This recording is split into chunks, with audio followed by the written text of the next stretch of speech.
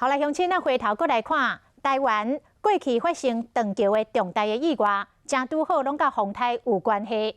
2000年的比利时风台甲高屏大桥的桥墩冲掉，有22个人轻重伤。2009年的新乐克风台台中后方大桥崩落，2个人死亡，4个人失踪。2001年的桃子风台台中东门桥断去，3个人死亡。这嘛，互民众开始来重视到公共工程的安全。风台做大水，恶水上的大桥是断去的路，嘛是断命之路。2000年8月27日下晡3点多，连接高雄屏东之间的高屏大桥，轰的一声就断去。来等下，来！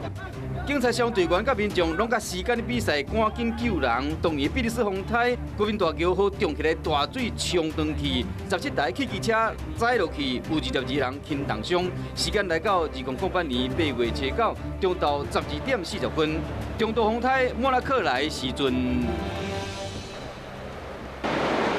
错楼高屏溪和溪水内面的桥墩挡袂牢，断去，双大桥嘛崩去。赶快回来啦！加上着桥顶一直滑，双大桥断去了后，敢若有4人载落去溪水失踪。莫拉克了后，同年9月14日，新乐克风台扫过中台湾，这个时阵是中秋暝。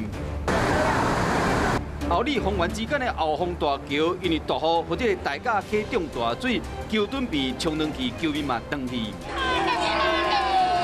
后丰大桥断去，致使2死4个失联的悲剧。在台湾较早的断桥史上，18年前，2001年7月3日，桃子风台来时阵。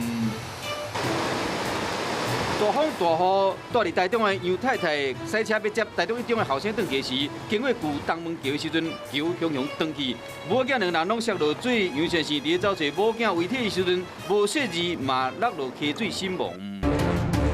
2年后，中间的东门桥以3个人字形做设计来纪念桃子风台内面因为断桥丧生的一家伙3个人，嘛因安尼得到2008年金锣奖特殊贡献奖。